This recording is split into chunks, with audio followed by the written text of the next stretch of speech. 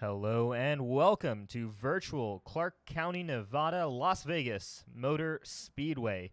My name is Rishav Khosla, joined tonight in the booth by David Westergreen here for the JoinAPS.com Cup Series. This is the Signing Day Sports Las Vegas 200. Qualifying is just getting underway right now. We got a lot to talk about here between this time last week. After the Bristol 500-mile or 500-lap night race here. But David, talk us through some of the challenges that these drivers are going to be facing here as we head back to one of these more cookie-cutter style 1.5-mile racetracks. Well, Las Vegas in the elite, in the elite racing series, we generally have long green flag runs, both at Vegas, Charlotte, Atlanta, all the mile-and-a-half tracks here that we run in the elite racing series, and we haven't been to one in all season long. This will be our first mile-and-a-half race for the Cup Series. We have visited Las Vegas in the Monday Night Xfinity Series, and that race was a one caution race broken up by a caution during green flag pit stops. So I expect similar outcomes today where the only cautions are going to come during those green flag pit stops. We saw races like this like last year at the championship race when Chad Frankenfield took home the victory. For now, we've got just a bunch of guys who could potentially win this race. I think the field's going to be very tight.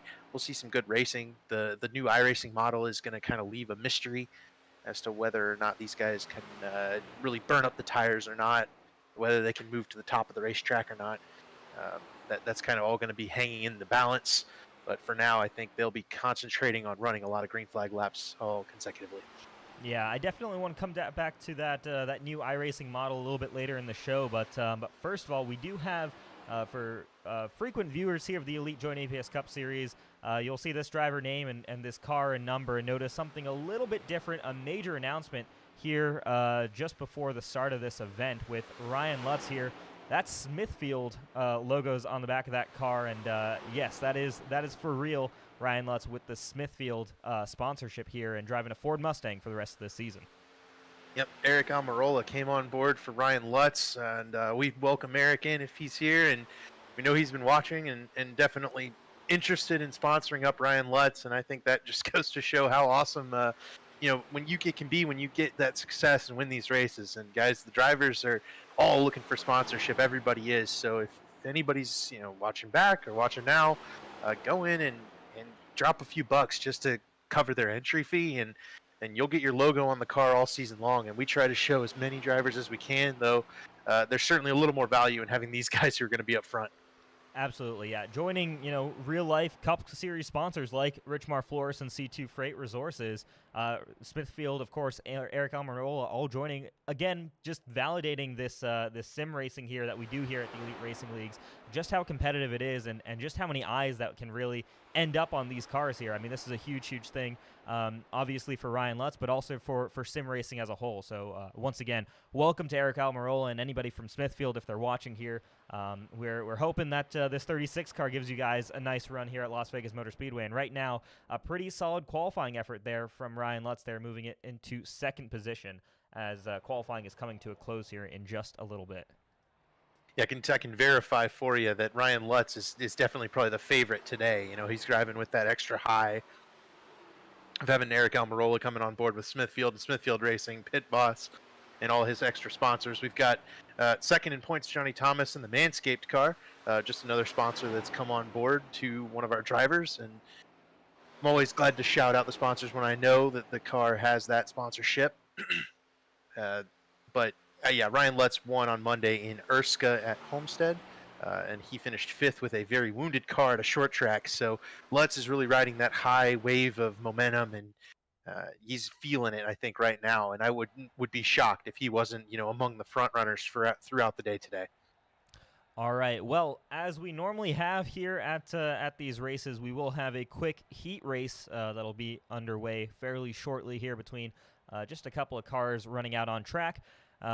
Before we get you to the main event, we'll just run through some sponsors here and some ads from our premier sponsors here at the Elite Racing Leagues.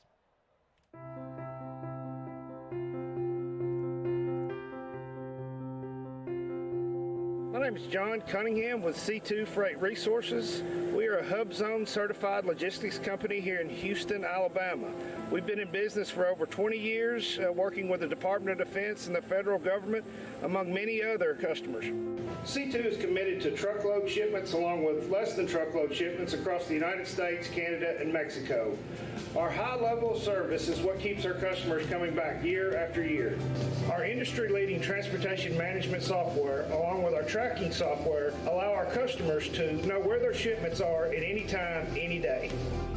In closing, C2 Freight looks forward to earning your trust and business through actions day in and day out. We know if given the opportunity, you'll be pleased with our service and communication. Richmar Florist makes every day a special day, from weddings and large events to that little something for any occasion. Richmar Florist has the perfect floral expression, and they're open online 24/7 at richmarflorist.com. Everywhere, every day. Richmar's 2 retail locations offer a fantastic selection of floral creations, gifts, and home decor. Book your free consultation in our showroom for your special event needs, and visit us online at richmarflorist.com today.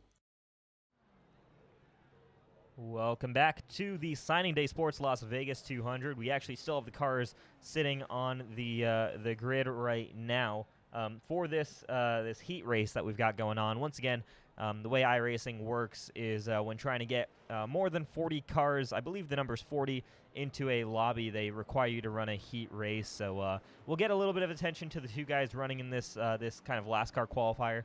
Once again, the positions in this race do not matter. They should be running just kind of line astern here for the next 3 laps.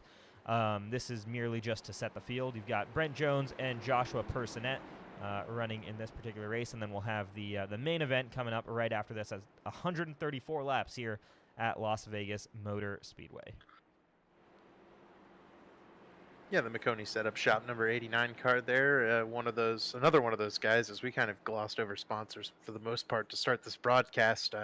Love to hit on that one as well. McConey setup shop does do a good bit of work with Elite Racing, and they're sponsoring Brent Jones. Once again, jump on board, guys. We love to have sponsors in our group, and it's been a good time so far, and everyone's really reaping the benefits. I think the league has been just as competitive as ever this season. Absolutely. I mean, there's so much competition, and guys are getting a lot of exposure, both here on the Elite Racing Network and then also on social media. I mean, a lot of these drivers are very willing and able to post frequently on their social medias and absolutely shout out a lot of their sponsors. We see that all the time. I think I've spoken with a lot of, especially Elite Racing League sponsors, and a lot of them are super happy with the return on investment that they get. And once again, I mean, I'm more than happy to try and sell any of these drivers here in the Elite Racing Leagues. They're all fantastic advocates for the series and for your business as well. So, I mean, if you know of an Elite Racing driver or any sim driver or anything like that who doesn't have that next season funded, absolutely reach out because you will get coverage. I think the return on investment can be pretty substantial for many businesses. Absolutely. We've only seen good things from the group of sponsors that's come on board, especially this season, and hopefully they carry on in the future. Want to wish Brandon Key a get well soon. We've done that just about every broadcast, I think, but Brandon has stepped away from the Elite Racing League. He's the team owner of pole sitter Scott Crump's car, so we know Brandon's going to be cheering everybody on, and he just some health issues there, so we hope Brandon can get back to the track soon and running with us again. We miss you, Brandon, and we're glad you're out there watching tonight. Absolutely, yeah. Wishing Brandon all the best there, and I mean, just a longtime member here of the Elite Racing Leagues, and for this season especially, has put together one of the strongest driver lineups that we've seen with Scott Crump himself, Colin Fern. I mean, so many great drivers there in that Ruthless Motorsports lineup. So once again, Brandon Key, wishing you all the best, and hoping you're sitting here watching at home, watching how your drivers do. I want to since we've got mentioned Colin Fern there, I want to mention the playoff picture as we're kind of drawing somewhat close to the time when the playoffs begin. This race included, there will be 6 more races until the playoffs, and for now, Ryan Gavel is your points leader by 5 over Johnny Thomas.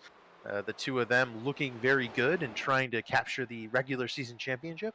After that, though, we have the 4 of the 5 race winners so far. We haven't had a repeat winner yet. Those being Ryan Lutz, Matthew Weeks, Colin Fern, and Josh Robin are all locked into the playoffs as long as they keep making races the rest of the way. And then R.C. Anderson, winner at Fontana, has only made 3 races. He will not be eligible unless he is able to rejoin us and point his way into the top 16. Yeah, and RC's got a bit of a hole to dig himself out of there, because outside of that Fontana victory, he has had finishers outside the top 30 in the other 2 races he's competed in. So, it's been on and off there for RC Anderson. And obviously, he has a lot of real-life commitments, especially with the Indy 500 ride being announced just last week. So once again, big congratulations to RC on that, if he's watching here. But yeah, I mean, it's tricky to do that. He's sitting 30th in the points right now. To point his way into the chase is going to be a big ask there, as there's, I mean, just a lot of competition. You can't miss 3 races in the season, 4 races in the season, and expect to realistically point your way in. But obviously, RC is a bit of a different situation there. Yeah, for sure. And it's these real life drivers, between that car right there, the Eric Almirola car, and then Jeff Green starting 8th, RC Anderson. We've had a lot of help from real life and the blessings of being able to put these guys on track, and it's been just an absolute blast to have those guys as we run through the running order. I expect the Pro Edge cars to kind of come to the top throughout the race today. Yeah, I mean, when you think mile-and-a-half track, you think Pro Edge Racing. They've been just so strong, especially in the Xfinity Series. I was going to say, I'm curious to see how they'll really fare with this package. We've seen a mixed bag with them. Obviously, you look back to last season, and one of the last 1.5 mile tracks we won, it was all about David Tooker, who ended up winning there the World 600. So there's a lot of strength there in that Toyota Pro Edge Racing squad, but I think a lot of strength as well. You see that front row, Scott Crump, Ryan Gavel, both of those guys are no slumps either. Of course, Ryan Lutz then lining up in the 3rd position. So there's a lot of talent in this field. I don't think it's going to be just as simple as saying, Pro Edge Toyotas are going to be the ones to watch here, but definitely some performance there in that camp. Getting ready to head to the green flag. Pace car is going to peel off, and Scott Crump is going to lead this field to the green. And here we go. Getting ready. Pace car is there, and Scott Crump hits the loud pedal, and he's going to lead the field to the green flag. And Ryan Lutz already to the inside of his former teammate there, Ryan Gavel, in the 1 car. And Lutz now scoots up into the 2nd position as Gavel falls down to 3rd. You're going to see that all tonight happening. That outside lane just does not really take off as well as the inside. Wherever the pole sitter is, that opposite lane is going to have a tough time. But Ryan Lutz right now, he started in that 3rd position right behind Scott Crump. He's going for a move on the outside for the lead. Smithfield, number 36, into the lead, and Scott Crump bobbles it entering the corner. That'll give 2nd to Ryan Gavel, 3rd to Tate Lytle.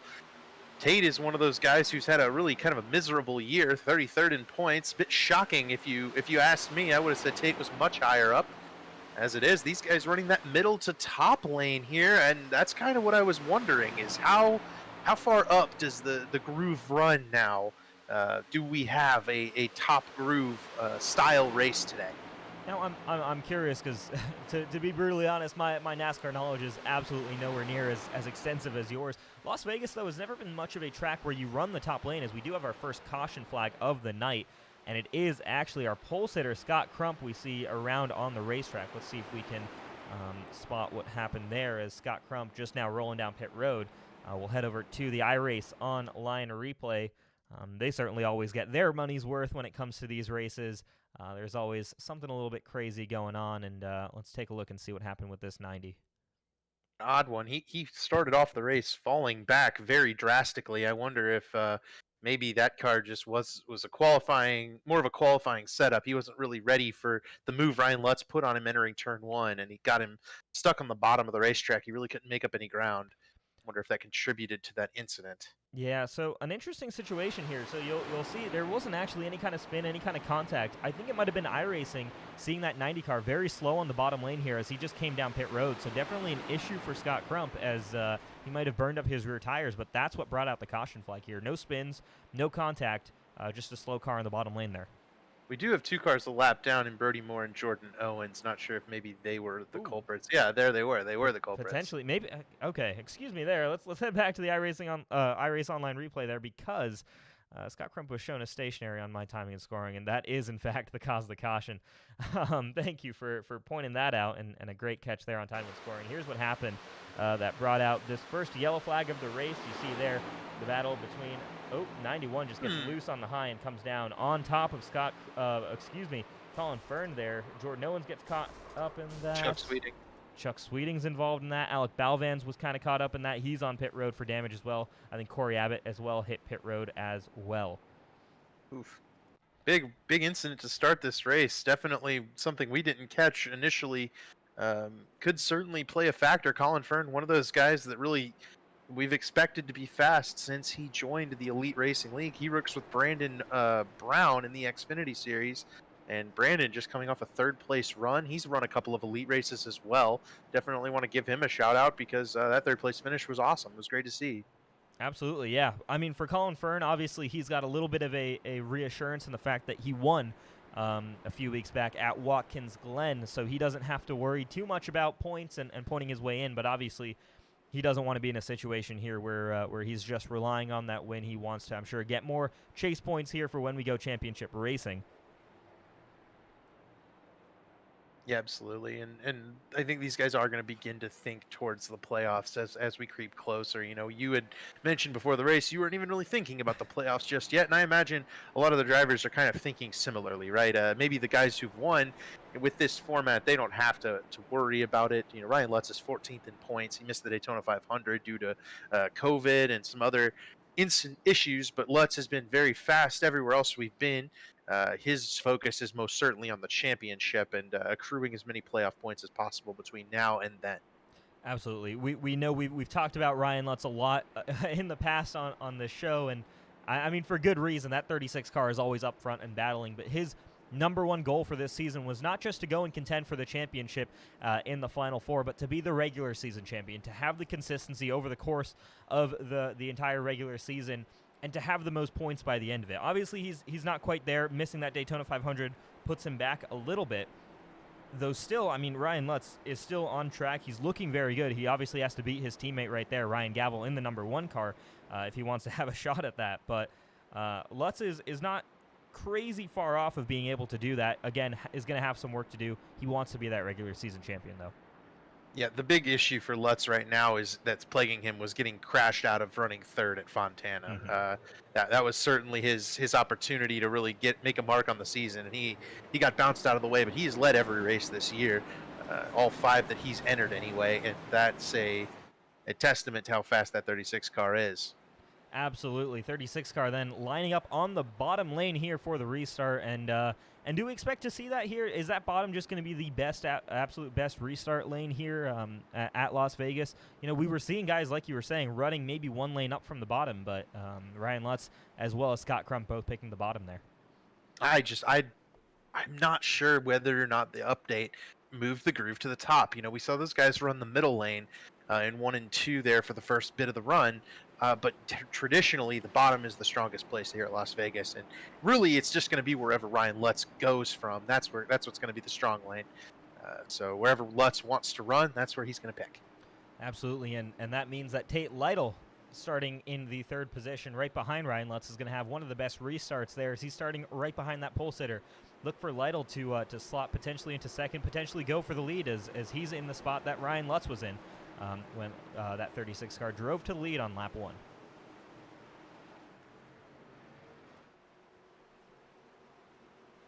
Pace car is going to peel off here any second now, and we're going to watch as this field takes it down to turn 1. There it goes, and Ryan Lutz is going to hit the loud pedal now. Ryan Gavel with a better restart this time stays alongside the 36 car as we go green. He just needs to slot into line now ahead of the 56 and prevent himself from losing another position here. Though not currently teammates, as Lutz switching teams over to Apex Sim Racing, technically he'll still be allied with the Lake Norman Motorsports cars. That's the 1 and the 40 there of Ryan Gavel and Tyler Fody. Those guys have been working together for a good chunk of the last 2 seasons. they're likely working together on that restart as well to try to keep Tate Lytle behind them. Tate, very good at these 1.5-mile tracks. Yeah, absolutely. Tate Lytle is one of the best here in the series when it comes to these 1.5 miles. Another one, though, is that 40 car Tyler Fodian. He has not had the season that he has been hoping for. One of our final four from last season as he takes it 3 wide there. Is currently sitting outside of that chase picture, and he's probably still thinking about that chase picture right now because he's looking at it and thinking, man, I am outside of looking in after a Final Four run last season, after being the regular season champion last season. He's up to 3rd position, though, and we know he loves these 1.5-mile circuits. We were waiting for Tyler Fody to kind of break out, and he's basically run into some terrible luck throughout the course of the race today, or this season, rather, and he otherwise would be one of those guys we'd expect up battling for the regular season champion, but it's been his teammate Ryan Gavel that's been carrying the wood for Lake Norman Motorsports so far this year. Yeah, it really has been. I mean, Ryan Gavel, we talked about just how strong he was in his rookie season last year, and you ally him with one of the best teams on the grid, and all of a sudden that one car competing for wins every single day. I mean, it started really last season. He was the road course guy. He went to a road course, and Ryan Gavel, that 01 car, was up front. He had some work to do on some of the ovals. Now, though, that one car is strong absolutely everywhere we go, as we see once again. He's running 2nd place right now. I mean, that's what a championship run is right there. If you can finish in that, if you can put that car in the top 5 in every single race in the season, or get a top 10 maybe only once or twice, top 5 every other race, that's how you win a championship, a regular season championship at least. Obviously, with the chase, you've got some other factors that can play in, but he's doing everything he needs to do. He's obviously leading the championship right now, and so, I mean, a huge step up that we've seen from this one car. Super impressive this season. I just want to see him, reach that final step where I think we can see him in the Final Four. I don't know if we've seen that extra 10/10. He's been super consistent. I don't know if he's quite getting to the peaks that we might have seen out of Tyler Fody, Ryan Lutz in the past. Yeah, I think that's reasonable. I look forward through the schedule. We will have another opportunity at Daytona, and we have a race at Mid-Ohio Sports Car Course. So, maybe if I'm predicting out Ryan Gavel's opportunities to win races, those two catch my eye immediately. Gavel was very fast at Daytona when that one car was all in one piece. Yeah, absolutely. I mean, like we said, we look at those road courses as places where Ryan Gavel is one of the best here on the field. Obviously, this season he's had to contend with the likes of RC Intercent on a lot of these events. And Watkins Glen, I think, was Colin Fern's race, of course, in the very end there. That was, though, on a strategy call as well. You kind of look at that. But, I mean, a hugely impressive season so far. I'm looking forward. I think this one car, again, the last step is we need to see that in victory lane. We haven't quite seen that yet here. You can lead the season championship, but that was close there with Gerald Campbell in the 31. But he's very close there to being a race winner and very close to getting that all put together. Ryan Lutz, though, has checked out on this field as he's 1.1 seconds ahead of Tyler Fody, who's the 2nd place car leading this pack. Yeah, big jump there for Gerald Campbell, another one of our guys who's got a full-time sponsor in the Diecast Dude, and he's put together a really strong season so far, 3rd in points, no top 5 runs so far today. The other car I'm watching that's really putting down some good laps is the 63 of Hank Steinmiller.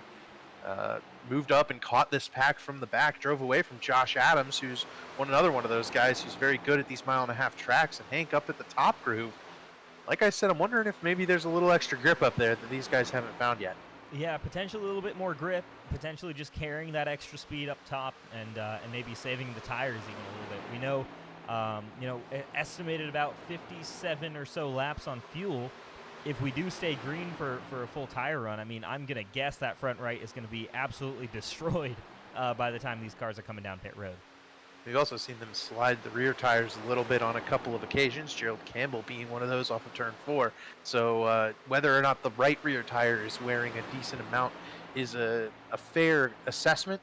I imagine these guys will be maybe cutting it just a little bit short. They need 2 pit stops, so they have a bit of range to get to lap 134. They can pit it 50 and 100. They can pit it 40 and 80 and probably make it all the way there. So we'll have to see what that strategy call is. Here's one of our movers of the race so far is Vincent Isabella. He has shot forward from a spot outside the top 20 up into 14th. And he finished second on Monday at North Wilkesboro, riding another one of those drivers that's just riding a little bit of a high in momentum right now. Yeah, right now, just an impressive run by Vincent Isabella. Still rocking that nice scheme there for the for Casey Hatch, who of course is no longer racing with us here in the Elite Racing Leagues, off to boot camp. Working out with the Army right now, and wishing Casey the best once again. Battle right behind Vincent Isabella here for the 15th spot between Damian Leininger and Josh Clark. That 28 car seems to have been going backwards just a little bit here. Not quite able to hang. Caution's out. Oh, yep, it is. Good catch there. I think we've got the 0-1 car of Zishan Dura potentially slow on the back straightaway. Let's head back to the iRace online replay and see what we can find. This is an interestingly timed caution, as I believe that will not allow for one more stop throughout the rest of the race. This is, not able to stretch it, I don't think, these guys will be, and that's for the back of the field. Looks like Richard Hines tightened up underneath Zishan, and Zishan got on the brakes a little bit hard there. Probably could have kept it going, but the caution out nonetheless. Yeah, caution flag is out, and here we go. Let's see what these drivers decide to do. 19 laps into this run, there's going to be some wear on the tires. Do you bring it down pit road? I don't think I would. I think you keep it on, but everybody's going down pit road anyway, and let's see if anybody goes out behind these guys and stays out. Nobody. Everybody coming to pit road. Yeah, so clearly tires are extremely valuable right now. I mean, to be noted, I think we've got 7 sets of tires available to these drivers here over the course of this race. So, yeah, no real major movers. We do see one driver staying out here, and that's the 94 car of Kendall Noah Player. He's making that move, I would assume, for the lap lead points. We'd expect to see, though, that 94 car will probably come down pit road next time by.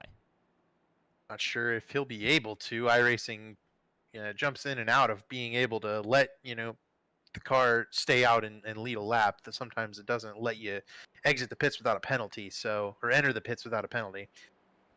So maybe a good move by Kendall to grab that bonus point. He's certainly got Daytona to look forward to right now.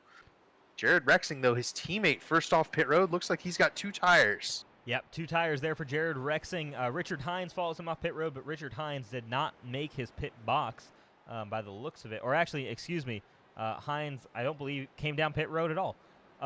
He's going to drop down some spots there, potentially receiving the EOL for that incident with Zishan Dura.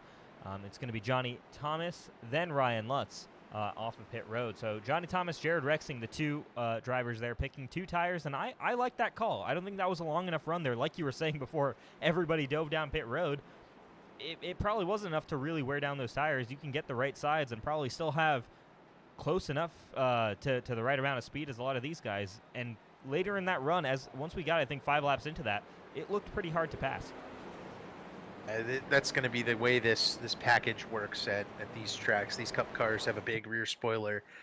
They suck up very well, but they can't make a move because the differential in speed just really isn't there. You're basically all running the same speed in the corner, and so it really takes tire wear, and it takes a lot of laps for the cars to be in enough differential to make those passes. Track position is likely going to be a major factor, but with Ryan Lutz being the only car out there, or I guess with 2 guys, Jared Rexing and Johnny Thomas being the only ones, barring Ryan Lutz from the lead, I think Lutz will make his way right back to the lead very shortly. You would expect to see that, especially with Lutz restarting. And again, that 3rd position seems to just be super strong in terms of restarting. You're right behind it's the 2nd best starting position outside of the pole sitter. Because really starting on that outside line, you're just going to struggle to try and go at the exact instant that the pole sitter goes, and you're going to lose some time there. We don't have restart zones here in iRacing. We don't have any of that kind of stuff. If we have any viewers kind of wondering why you might see that, there's no kind of guaranteed region where, all right, once you hit this point, you're going. Drivers, whoever is leading the pack at that particular moment is allowed to decide whenever we go green. And we've seen them go as early as the second that pace car ducks for pit road to all the way waiting until basically we get to that start-finish line. Right, yeah, these guys are going to be trying to get big runs early in the restarts. I think the most chaotic part of these races has got to be the restarts. That's what this car is designed for. The package is designed this way, so we're expecting to see that throughout the day today. Is every time we get a chance to stack them up, everyone's going to be giving it their all to get as many spots as possible before it singles out. Absolutely. Well, there you see Jared Rexing, though, the first time we've had a leader picking the top lane. So he's going to try that out. That obviously now puts Tyler Fode in that ideal spot, not Ryan Lutz. So a little bit surprising there, from my perspective. But what could potentially be the cause of this call here that puts Jared Rexing thinking the top line while we've had the last two guys on restarts or starts picking that bottom? Yeah, maybe he's been more comfortable running the middle lane. So with that set of old left side tires, he wants to get out into clean air and then run his lane. That would be my assumption for Jared Rexing. All right, well, we'll see how it plays out here for these two guys with the two tires. Jared Rexing and Johnny Thomas here front row. Tyler Fode, Ryan Lutz lining up on the second row, and Ryan Gavel and Gerald Campbell on the third row. A lot of talent here in the top six. A lot of talent even as you continue going further back in the order, but right now we're going to have this 10 car take the field to the green. Pace car is going to peel off, and here we go. Jared Rexing hits the loud pedal. He's going to go, and a little bit of a wheel spin looks like for Johnny Thomas on the bottom there. He's going to slow down just a tad bit, but he's going to come up and block Tyler Fode and opening up that run on the bottom for Ryan Lutz. Yep, there's the clean air, and Johnny Thomas washes up the track a little bit. That opens up the door for Ryan Lutz. He'll bypass his teammate and Johnny Thomas 3 wide. Fode's going to want to keep it as close to the rear bumper of that 36 car as he can if he's going to have any opportunity to make a move on Lutz before he gets stretched out too far. But for now, not able to do anything with him. Yeah, and Johnny Thomas dropping like a rock there on that restart. Maybe spun the tires on the initial start, and that just lost him a lot of momentum. But I think once you're in this dirty air, that two-tire stop suddenly does not make a ton of sense. And Jared Rexing about to lose that clean air, as well as Ryan Lutz is going to slide on past in that Smithfield number 36 Ford Mustang. But he's still got some work to do. He's still side-by-side with the 10 car. Rexing got a little draft there from Tyler Fode. Now Fode in behind Lutz. I think Fode's now made the choice that will give him that second spot as pushes Ryan Lutz out to the lead. You see Fode really able to drag up to the back bumper of the 36, but not able to make a move. That will make it just this package just makes it very tough to actually make a pass with that run. Yeah, I do believe with this latest iRacing update, you mentioned it earlier in the show, side drafting is now very much a thing on iRacing, something that hasn't really existed. Fode loose. But that could potentially be slowing down the 10 and the 40 here, as both of them are running side by side. Ryan Lutz doesn't have anybody kind of piling air onto that massive rear spoiler. Clean air is absolutely everything. Tyler Fode trying to clear Jared Rexing. Almost wipes it out there, but he does get clear of the 10 car now, and Ryan Gavel trying to go for fourth on Gerald Campbell. I was going to say, that's about as aggressive as a slide job as it gets. Tyler Fode up to the second position. He is desperate for a win here. Like we said, just has not been a great season for that 40 car, just hasn't had quite a ton of luck there. Hoping to rectify that, but obviously he's going to have one of the strongest cars this season, that 36, to contend with, and he's got to clear Jared Rexing. Rexing, to his credit, is holding on much better than we saw that 09 car of Johnny Thomas holding on with these old tires. Johnny Thomas now down to the 8th position. Rexing right now still hanging on in 3rd. Name I'm seeing entering the fray is Rexing, a little bit loose there with those older tires. That's it right there. Chad Frankenfield, the champion and the winner of the last mile-and-a-half Cup Series race at Atlanta last season that clinched Chad the championship. He is up to 6th. He started much further back in the field than that. His 15 car's been on a rail, and he really likes this package on these types of tracks. It really suits Chad's driving style nicely.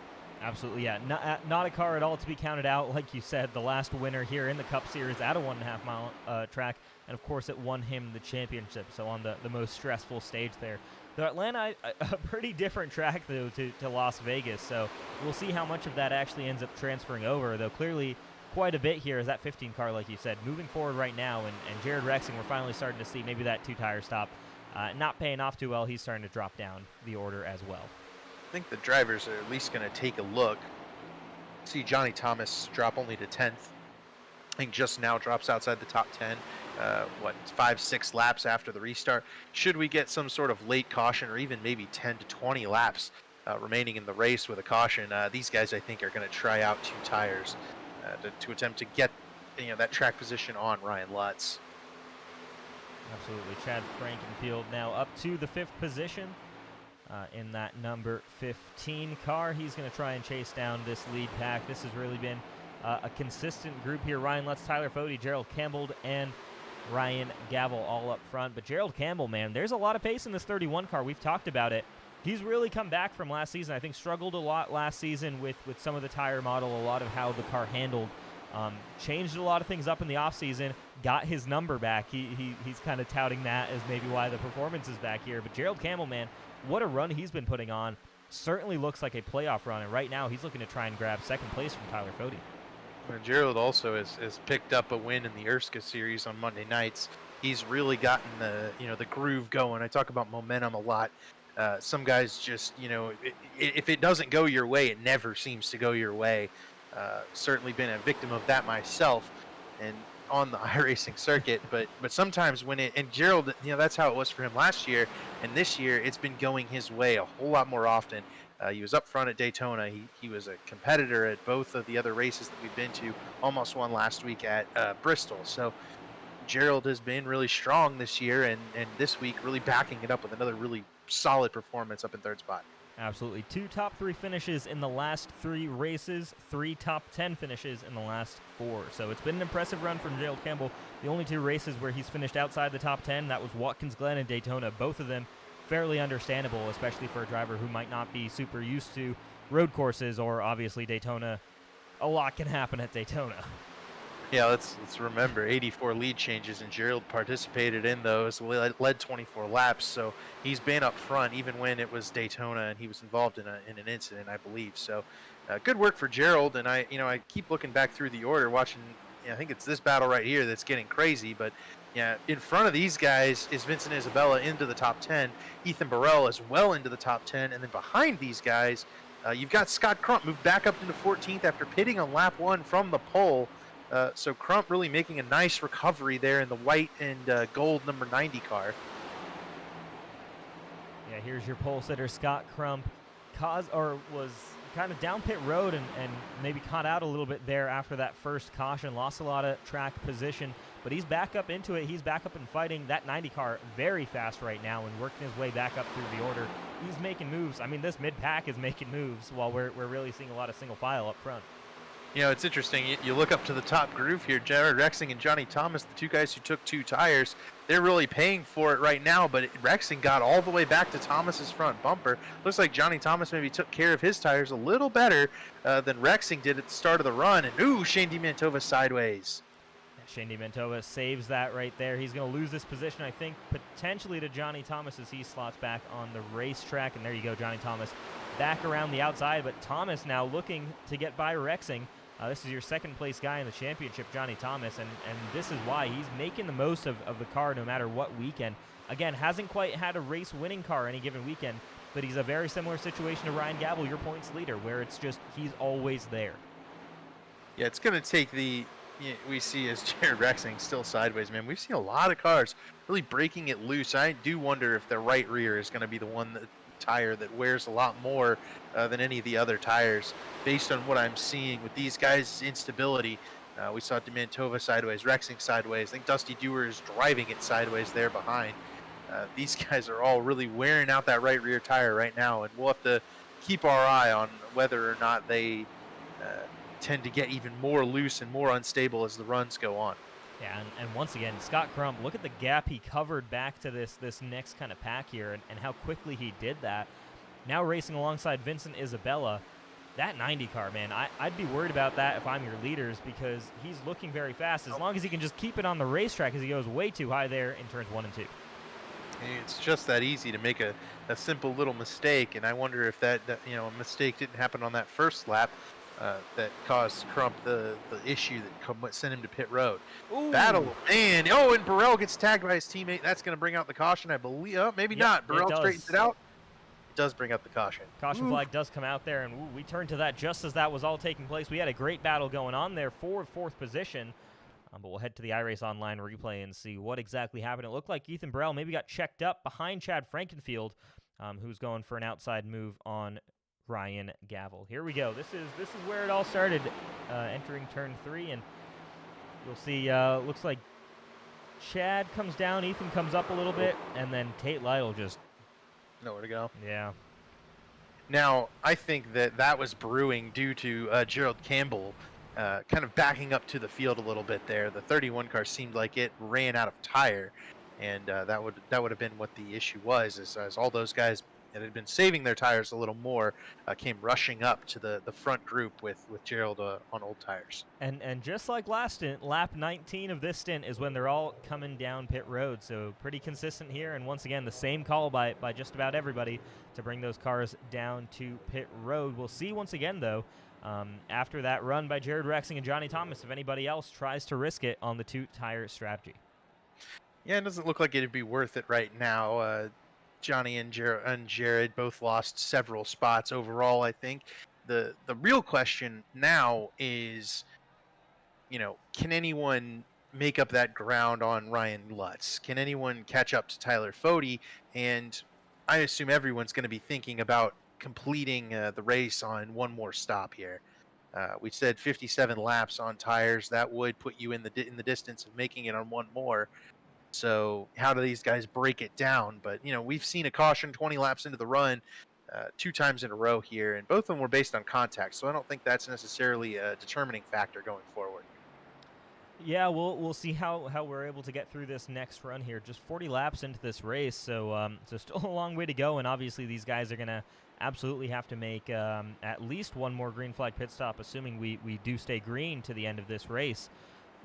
So again, still a lot to play for, and right now the aggression seems to be picking up around that 20 lap mark, though. I think there's a little bit of a period there, maybe between laps 5 and 15, where I think you're kind of forced to run a little bit there just in line, and then kind of it starts coming back. The package, I think, starts coming back to drivers, and you can really start making those moves. So it's interesting to see how it progresses throughout the tire run. Yeah, once the tires wear off, the package becomes essentially any other stock car package, and you're able to make those moves and shift lanes and do everything you otherwise would be able to. Looks like the biggest loser on this cycle is Hank Steinmiller, who looks like he may have sped on pit road, and that has cost the 63 car to get an EOL penalty, and he'll head to the back of the field here. Yeah, there he is, the 63 of Hank Steinmiller. Slowly letting the field by. That's painful there when that happens, but still, again, a long way to go, and he had a lot of speed in that 63 car. We saw what Scott Crump could do as he moved through the field. If you've got the pace advantage, you can make moves. So we'll see what Hank Steinmiller can do as he'll load up from the back of this longest line here. Back up front, it is Ryan Lutz who did win that race off pit road. Tyler Fode, Gerald Campbell, Chad Frankenfield beat Ryan Gavel off of pit road for the 4th position. So again, just some differences there in terms of how they're going to be lining up. And this time Tyler Fode will join Ryan Lutz on the front row. I believe that's the first time he has. And Gerald Campbell, in theory, should restart in one of those better positions there right behind your pole sitter Ryan Lutz. I'm curious, again, to see what Ryan Lutz chooses this time. Again, he's had more experience figuring out lanes and things like that. We just saw Jared Rexing have a pretty solid restart there running that top line. Let's see what Lutz decides to choose. Lutz has been choosing the bottom, and he's been running the bottom. I can't imagine he'll be going anywhere but the white line. And you see there, he does indeed make that move to the bottom. Top 5 remaining basically as it was. A couple of new players entering back into the back of the top 10 due to the 2-tire call by some and the wreck by Ethan Burrell and Tate Lytle. Josh Adams into 6th, Vincent Isabella 7th, Scott Crump 8th, Andrew Rucker 9th, Shane DiMantova up into the top 10. So the back end of the top 10 is the one that's kind of cycling through and shifting a number of drivers up and jumping them back. If we see that kind of cycling effect enter the top 5, that would certainly shake up this race.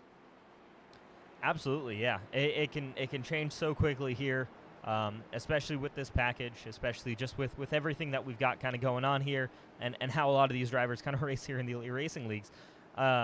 But yeah, we'll see. I'm curious to see how this next run goes. If we're able to get a longer run in, more than that 20 laps that we've really seen so far, or if we're gonna see once that aggression starts picking up. I mean, guys are desperate for positions because there could also be a moment where or a point in the run where you're not able to get past anybody again, and the tires get so worn that you're just kind of forced to run around in order. We'll see, though, as the pace car is going to peel off. Ryan Lutz should lead this field down to turn 1 and should easily take over the lead. He's got a teammate on the outside, should take it pretty easy on him. What can Gerald Campbell do, though, from that third position is he's going to take away that inside spot from Tyler Fode, and he might go for the second spot. Yeah, what I've watched from Gerald Campbell all season long here is that he really pushes hard on the restarts, and as he drives into second spot around Fode, Gavel almost going to get third from Fode as well. Campbell is the one who really shoves hard on the restarts, and he does sacrifice the later part of the run. We saw him backing up to initiate that caution a little bit, but you see there, him and Gavel both driving it extremely hard right now. Gavel into Fode. Those are team cars. The points leaders around on the front straightaway. That's going to be a caution, and what a great job by Oh! Oh, no! I spoke too soon. Man, just went to just like that. Nowhere to go for Corey Abbott. Into the back of Ryan Gavel, and that will end the all top 10s streak for Gavel. His drop week will now no longer be a 4th place finish. It will now be a whatever finish this is. And a tough break for Ryan Gavel. Looks like he got a little bit loose there on the bottom. And came up the track, and Tyler Fode was loose on top. Yeah. Yep. But, I mean, a great job by the field for the most part, missing here, but and then there you see just at the last moment, and they were 4 wide, so again, nothing on Corey Abbott there. He had absolutely nowhere to go. Another big thing, though, is with this latest update, the smoke on track has become extremely dense.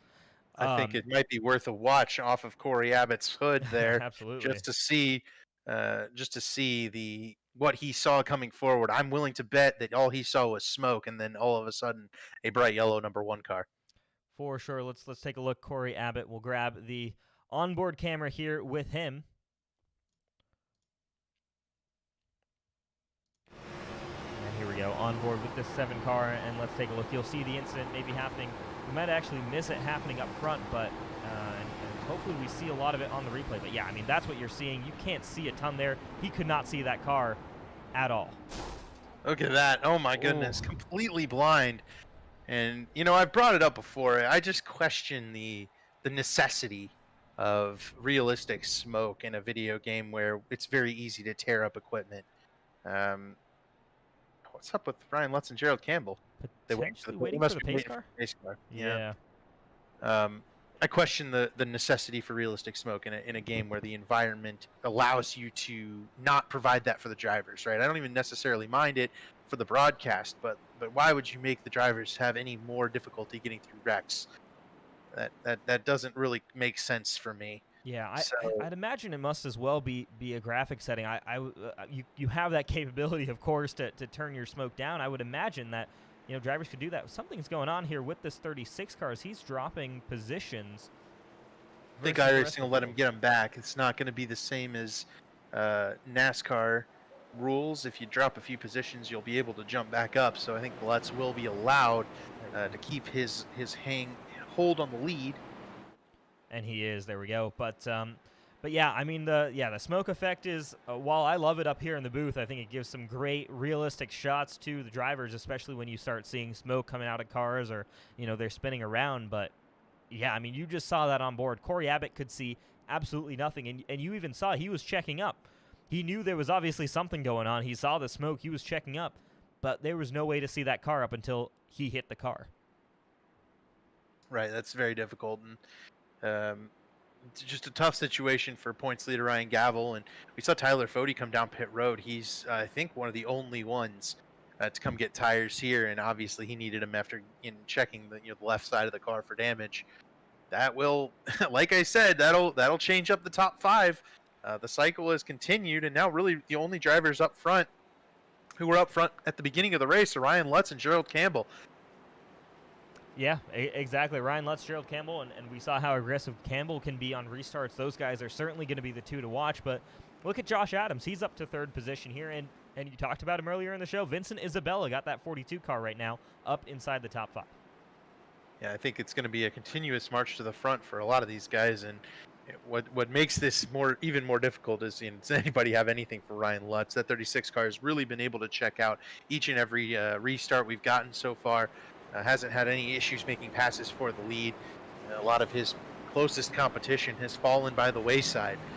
Really, Gerald Campbell, the only one who qualified up near the front that it can run there right now. But some of these guys moving forward could have something for him. You got Andrew Rucker, Vincent Isabella, Shane DiMantova as well. Johnny Thomas back into the top 10.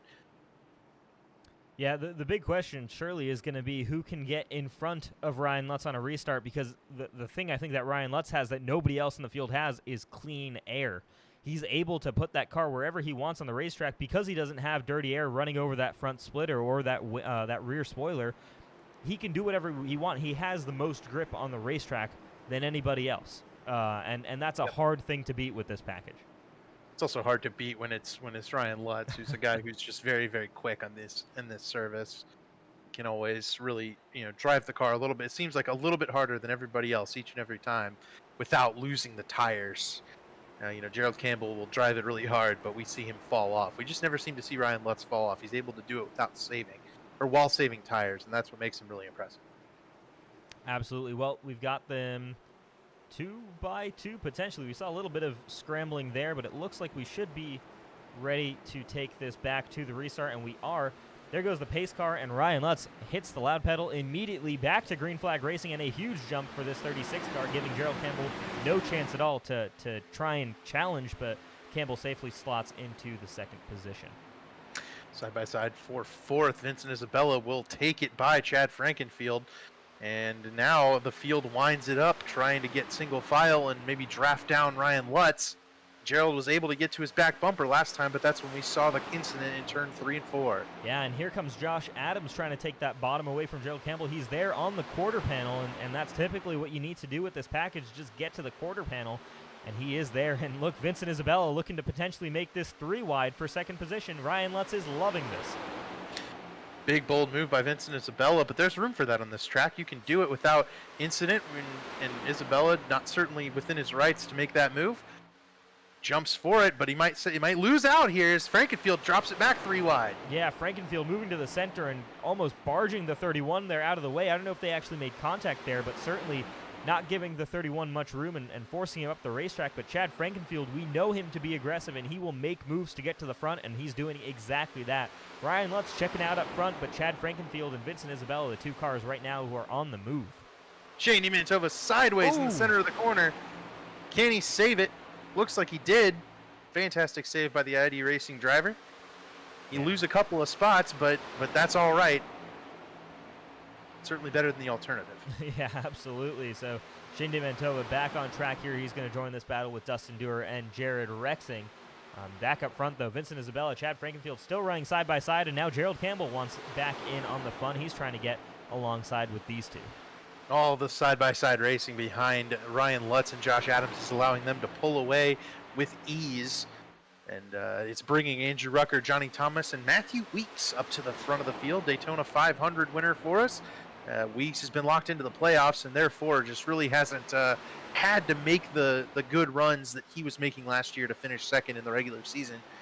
This year able to kind of relax a little more and just kind of bide his time. He's been able to do that today, and it worked in his favor. He's up to 8. I think he's going to have a reasonable shot. Man, Campbell's still sideways and loose.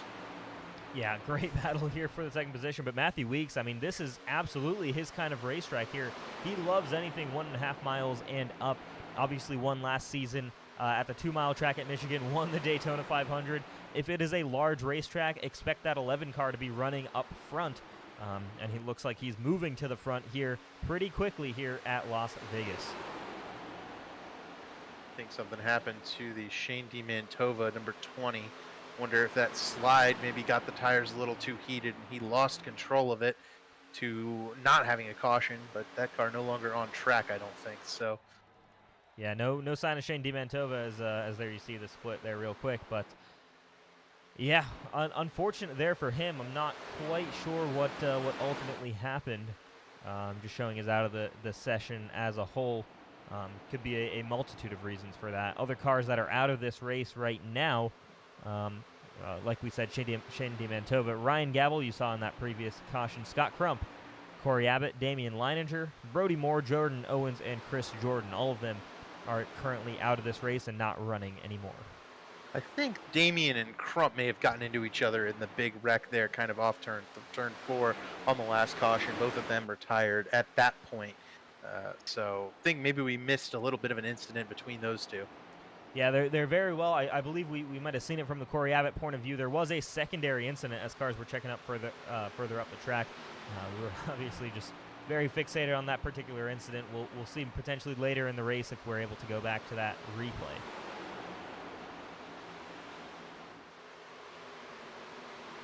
With all that out of the way, the field has now spread out and kind of running single file. We'll see if the tires come and go for anyone in particular. Yeah, Johnny Thomas right now working on the back of Andrew Rucker, but Matthew Weeks as well was looking pretty strong on his tail end, and Jared Rexing is back in this battle. So right here on this kind of back end of the top 10, we've got some pretty solid battles here, and a lot of guys looking very close to the rear bumpers of the guys in front. It's just, can you move up the racetrack? Can you go to a different line to really get that run, to make that move? That right now is not quite something that we're seeing just yet on this racetrack.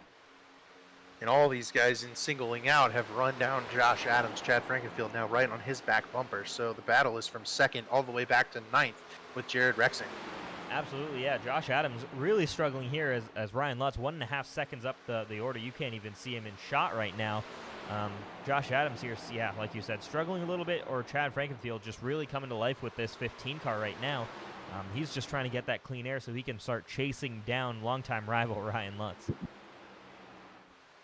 Adams and Frankenfield there trying to maybe work together a little bit, but man, that just seems like nobody has anything for that 36 car. He has been on a rail today, very, very fast all afternoon. It's just kind of everybody's running for 2nd right now, it seems like.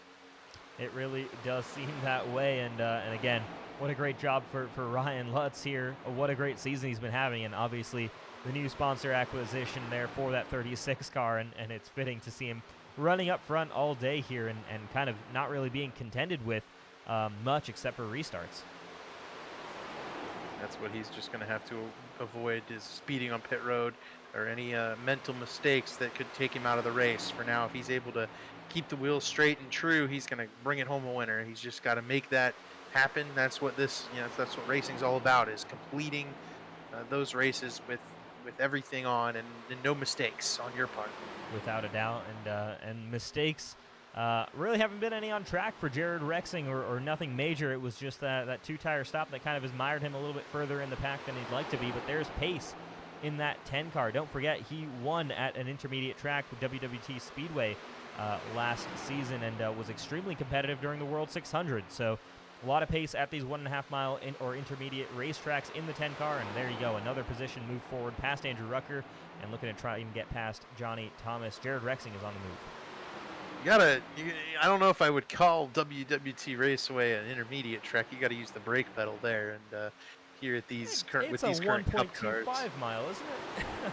It is, but I would more categorize it in the Darlington style, where it's not a true intermediate, but if we were really running it with the current Cup cars, they would use the 750 package and not the 550. I would believe. Fair enough.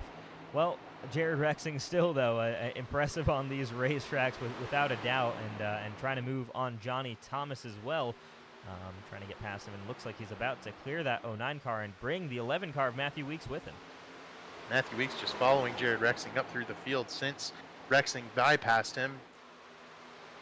Isabella now the one kind of hanging out, and I wonder if Rucker, Isabella, and some of these others kind of abuse their tires a little bit too much, because Dusty Dewar and Joshua Clark have really run this group down as well. Yeah, I mean, it's very reasonable to assume that, because we did just have only 20 lap runs earlier than that, or shorter. We're on lap 23 of this particular tire run, and we're starting to see guys not really able to handle. They haven't taken these tires this far. The two guys who have, funnily enough, who have taken at least the left side tires this far, Johnny Thomas and Jared Rexing here on your screen. And Rexing around Isabella and into 5th. That might open up the door once again for Weeks. The Weeks still battling side by side with Johnny Thomas. He may not be able to follow through. Isabella also holding station on the outside, keeping up that momentum. We're just seeing that's essentially what this package is it's very equalizing. Everyone is able to kind of carry the same speed, and you just have to make gradual gains. Well, a gradual gain was there. Dewar sideways. Ooh. Dusty Dewar in that 32 car. Saves it, though, off of turn 2, just as he's almost run into the back there by Chuck Sweeting. Ethan Burrell and Chuck Sweeting both make it past this 32 car. He is struggling right now. That rear end is not happy on the 32 car of Dustin Dewar. Now, these 3 cars back here, Ethan Burrell, Chuck Sweeting, Tate Lytle, those are 3 comeback stories. All 3 of them have either been backwards or into the back of someone else in this race. And then a little bit further back, you've got Colin Fern in 18th. Another one of the drivers kind of coming back from an early incident. And then even further back, you've got Hank Steinmiller right there after speeding on pit road back up into 20th. So a number of guys overcoming the problems and moving back to the front here. Yeah, there's still going to be quite a bit of movement throughout this field, especially if we have, well, we will have green flag pit stops by the looks of it, or we'll have at least pit stops coming up later in this event, and that'll certainly help shake up the field. Up front, though, there is not much to be shaken up as Matthew Weeks just gets by Vincent Isabella right there, just out of shot, and Matthew Weeks now up into the 7th position, joining Jared Rexing and Johnny Thomas past this group right here, where I think Vincent, Rucker, like you were saying, are struggling right now, and Josh Clark and Ethan Burrell looking for ways past as these Pro Edge Toyotas, I think, are starting to come to life. They're really good at saving their tires. Ethan and Clark and Weeks all are. Tate Lytle as well, just very, very consistent and smooth, able to keep the car under them, and we've seen a lot of guys jumping it sideways, and I haven't seen that out of the Pro Edge Toyotas much at all today. As Rucker does back bypass Clark. The other aspect of this package, as we see Crump there on the bottom of the racetrack, the other aspect of this package, but besides the big spoiler, the difficulty of passing, is that these cars are, well, say these cars are just a handful, but they also they're momentum based, and so when Andrew Rucker goes up in the top lane and gives up a spot to Jared Rexing, well, Matthew Weeks goes by, Johnny Thomas goes by, Vincent Isabella goes by, Ethan Burrell goes by, and now he's got to figure out what he can do to make that speed back up, and when he does that, Andrew Rucker able to make that move back by Josh Clark, back by Ethan Burrell, now going back after Vincent Isabella. It's a seesaw motion, and you have to rise up more than you fall back down. Absolutely, and trying to make a move needs to be a lot more calculated with this particular package, because if you fail at making your move, well, all of a sudden you're going to lose those positions because you just gave up a lot of momentum entering a corner in the hopes that you'd have a ton of momentum exiting, and all of us, or vice versa, or however you want to do it, but you lost that momentum. You didn't get past the car you were trying to get past, and all of that momentum suddenly goes away. If you've got 3 cars behind you when you try and make a move, they're all going by you. So there's a lot of thought process that has to go through drivers' heads when they're trying to make moves. And again, I kind of like that. Obviously, I'd love to see more on-track action. I think there's definitely flaws in the package, but I like a package that encourages drivers to think. We've seen time and time again at short tracks here in the Elite Racing Leagues, when you don't have to think, when you just have to really just brake late and throw the car in there, how that ends, and we have cautions very frequently. Here you're able to potentially get longer runs because you're forcing drivers to say, all right, is it really worth it going for an aggressive move right here? Because the payoff is pretty great because I get by this guy that I've been stuck behind for 10 laps. But the downside is even worse because I'm going to lose 2 positions and be stuck behind 2 more guys for 20 laps. I wish these guys analyzed it quite like that. You know what I mean? It's worse. It's a worse downside when you and the car around you wreck on a short track. It's a much worse downside. You get damage, you lose spots, you have to pit, all the negatives coming with that short track, but you have a lot less time to consider those moves and to analyze what you're doing out in front of you. Absolutely, yeah. There definitely is. I mean, there's so much thought process that has to go through a driver. Ooh, as we've got a car around there. Is that Tate Lytle? It is Tate Lytle. The luckless season continues. 33rd in points, and it's not getting any better for poor Tate Lytle. Let's take a look at the iRace online replay there. See, he makes it to the apron, and so he's not going to have any kind of caution brought out for that. So that could just be a horrible points day here for the 56 car. Let's take a look and see. Just on his own here, might have just lost it off of 2, and he does. A bit of an overcorrect, and and that's Jeff Green into the back. Sweeting. That's not good for the 75 either. Chuck is 18th in points. That is outside of the cutoff line for the playoffs. So, and both of these guys are going to need some much better runs than this. Oh, actually, that was Jeff Green, not Chuck Sweeting. And Jeff has also had a pretty miserable season. We definitely assumed the former Xfinity Series champion would be a little bit better off, but he has just been about that lucky all year. Yeah, and it certainly plays a factor in terms of just how other drivers are doing around you. And I mean, you absolutely obviously cannot put that on Jeff Green, as he was a bit innocent bystander there. He was up against the wall coming off the corner, and Tate Lytle lost it there. That was an incident that was caused by the 56 car. But yeah, extremely unfortunate there for Jeff Green. He's obviously come back for a full-time season here in the Elite JoinAPS Cup Series, also running in the Xfinity Series, and I believe the Truck Series as well. So running all 3 series we have here in Elite. But hasn't quite had the luck in the Premier Series. He's gotten wins in Xfinity and has been competitive in trucks as well. Yep, Green just seems to not have any luck in these cars, and we've seen that from a number of guys today. You know, we saw that with Scott Crump earlier as well. Here's Matthew Weeks and Ethan Burrell, teammates now.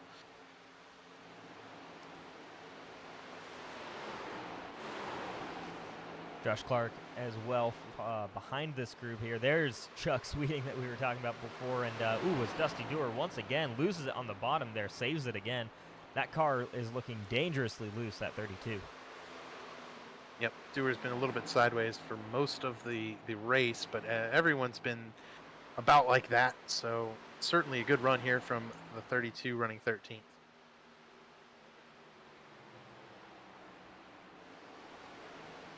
Yes, sir. This would be a great points day for Dusty Dewar here in the 32 car. Any top 15 finish, these guys really looking for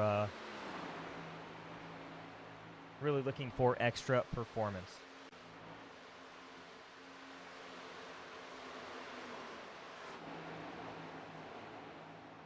Jared Rexing has moved by Gerald Campbell, and I wonder if he's going to make his way up to the back of Chad Frankenfield. That 10 car might be the only guy with any pace to hang with Ryan Lutz. Lutz is 2.5 seconds ahead of Josh Adams. Yeah, he's got some work to make up, but again, that could be, clean track here could potentially help him close up to Chad Frankenfield, who, yeah, like you said, just hasn't had much luck getting past Adams. I wonder if Rexing gets there. He gives a little bit of momentum to the 15 car. Both of them can make it past that 95 and start trying to chase down the 36 car of Ryan Lutz, who's now 2 seconds up the road from second place. Ryan Lutz making the most out of that new sponsorship from Smithfield and Eric Almirola, pit boss, and everyone who's on board with that 36 car. Ryan Lutz just doing a whale of a job and really preventing everyone from making it up to him here, as the battle is now back here for 10th to 12th. Vincent Isabella, Dewar, Colin Fern is on fresh tires. He's short pitted in the 86 car, so that's not for position. Yeah, Colin Fern right now down a lap as Vincent Isabella struggles to get that 42 down to pit road, but he gets it, tires locked up, and he is going to make it there. That was a little bit sketchy there. We are reaching that point where guys are considering doing green flag pit stops, and this is interesting because we're kind of, it's the first to pit last situation here, where this is right at the opening, in my eyes, of the pit window. As Vincent Isabella comes down, we saw Colin Fern, like you said. So you'll have situations of guys getting that initial performance boost with these fresh tires, which can be worth up to 2-3 seconds. The question is though, they're going to lose that performance though, if we stay green to the rest of the race. So they're really relying on a caution to come out as soon as these leaders come down pit road. Yep, and they're also, the guys who are getting tires are trying to make up all their ground now, and once they make up that ground, like Vincent Isabella is trying to pick up as much time as he can on the likes of Brian Lutz, Josh Adams, these guys who are going to stay out longer. And then when they come down pit road, he wants to be out front of them, run enough laps that the caution is able to wave, and then he'll be able to come down pit road with them and retain that track position. Yes, sir. Absolutely. And yeah, we'll see though, because there's still a lot of flexibility in this pit window here, as it's just kind of opened up. These guys can still run for about 15 more laps. Right, and that's going to be the key here, is who is the one who forces the hand of Ryan Lutz? Who is the one who makes it so that Lutz is got to drive it down pit road? The closer we get to the end of this race, the less time there will be for Ryan Lutz to make it back up to the front should people short pit and get up back by him. In theory, Ryan Lutz probably has a 1 or 2 lap buffer against the likes if Josh Adams does come down, before him. He does have that 1 or 2 lap buffer to try and think about, hey, when can I make this move before Adams is even at the same position as him, because he's had such a great run on these tires. It's going to take a pretty monstrous effort for someone to really force Ryan Lutz's hand here. I expect to see this 36 car just kind of running his own race, and he probably has a predetermined lap where he's planning to come in here. I don't think there's going to be a ton that's going to be done to sway that. Ryan Lutz is probably going to be the one who instigates pitting rather than the reactionary. But I am looking down, and Colin Fern got by Vincent Isabella on those shorter tires. Like, he's in front of that 42 car now, and Fern was much further back. You can gain a lot of ground by short pitting right now. It's just going to be a matter of whether or not, and you see this is a driver who can absolutely afford to do it. He has a race win already, but I think we're going to watch Colin Fern go flashing by this Matthew Weeks car. Fern gained a lot of ground by short pitting as early as he did, running as many laps with those fresh tires as he could. Yeah, you don't even see Matthew Weeks off of pit road yet, and Colin Fern sweeps on by, though. A huge advantage there right now for this 86 car. The question is, though, he's 18 laps into this run. He's going to have to pit again if we go green. This is a huge gamble. And he'll be sucked up by the field if everybody makes it through pit stops here. Mm-hmm. They'll start bypassing him quickly and relegating him to where he was. But Vincent Isabella was well behind Matthew Weeks and is now in front of him on track. So that, I think, to me, is the play. You have to short pit here, especially if you're the Chad Frankenfield, Gerald Campbell group. You got to beat Ryan Lutz to pit road and get as much ground on him as you can. Yeah, and that's a 3-lap difference there between Matthew Weeks and Vincent Isabella, and it was, it was a pretty small gap between the two, and it was in the favor of the 11 car of Matthew Weeks on track. Now it's Vincent Isabella up the road by 3 seconds over the 11 car, so there is a huge advantage to be gained by coming down pit road early. The question is, how does that taper off at the end of the run? Right, and how much of a difference is 3 laps is the other key. Can Chad or Jared Rexing or somebody make that ground up? If Lutz comes in 1 or 2 laps behind them, how much ground are they actually going to make up on him? Exactly. Right now, nobody making that call to come down pit road quite yet. Though we've seen a call like this work before. I go back to last season. It was Colin Bowden in the 24 car who made a very similar, the entire race, I believe it was, and I believe this was Homestead Miami Speedway, where he was extremely aggressive on pitting, kept short pitting, kept kind of forcing the hand, and he just continuously had the strongest tires. I think it's a little bit of a different situation here because we've had a lot of cautions early on. Though if we assume that we're going to have a green flag run to the end, this kind of short pitting strategy does seem to work as long as you force everybody to come along and react to you. The problem with Colin Fern right now is that not that many people have reacted immediately to him. They're reacting 15 laps too late. Yeah, Colin Fern's not going to be able to turn this into a race-winning move, but he was able to gain a good deal of track position, all things considered. Should everyone come in soon, I think Fern would be much further up the order. Right when everyone comes off pit road, it's just going to be watching him fall back through the field to where he was, or even potentially lower than he was. So the other thing that I'm looking at now is whether or not Weeks and Isabella, their timing between.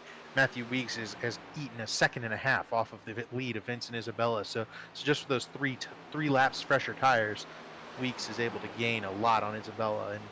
And I think Ryan Lutz, whenever he ends up pitting, is going to have, probably he wants to have the freshest tires at the end of this race.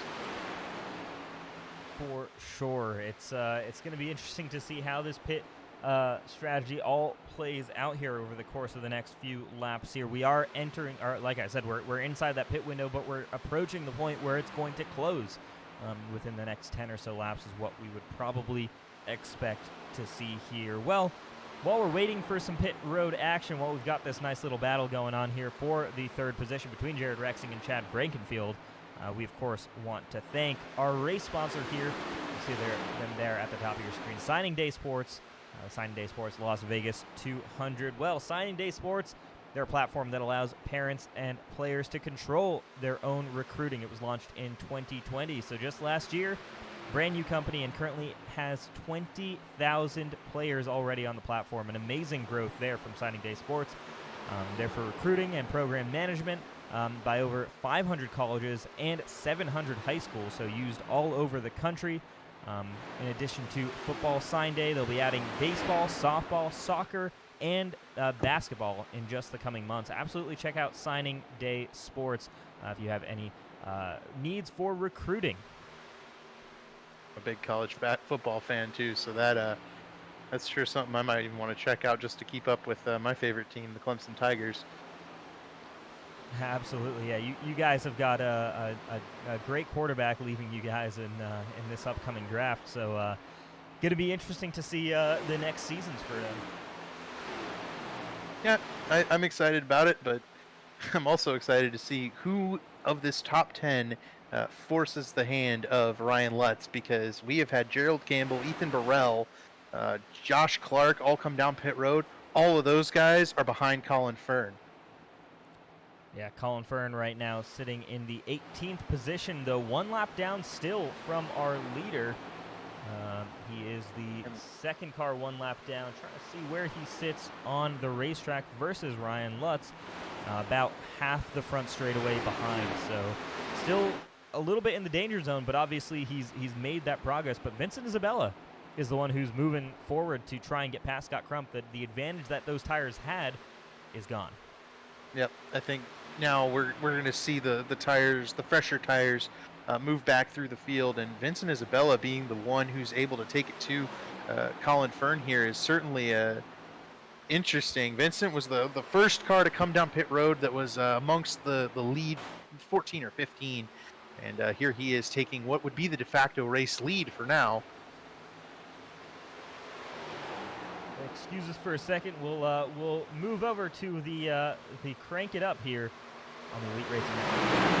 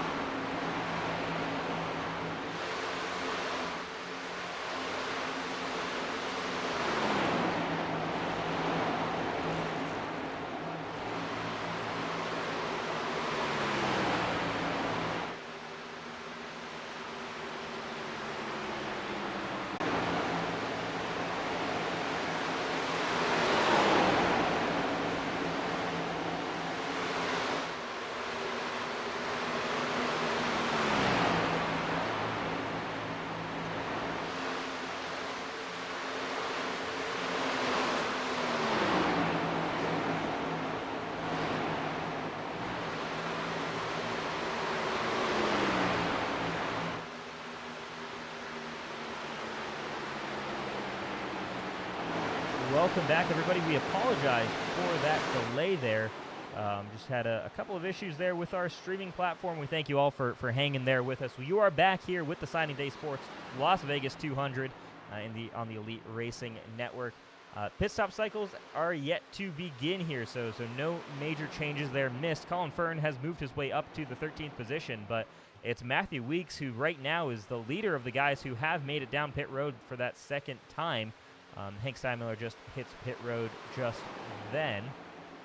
Josh Adams is really eating into the Ryan Lutz lead as well. You can see the battle is right here. Adams has cleared up 2 seconds on Ryan Lutz.